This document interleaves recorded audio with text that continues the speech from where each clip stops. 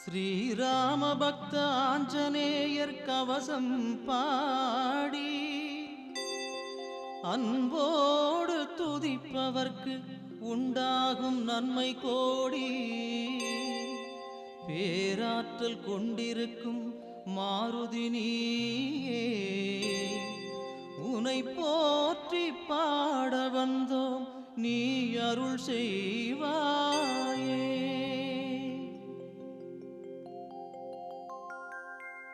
அஞ்சனா தேவியின் அருந்தவமைந்தா,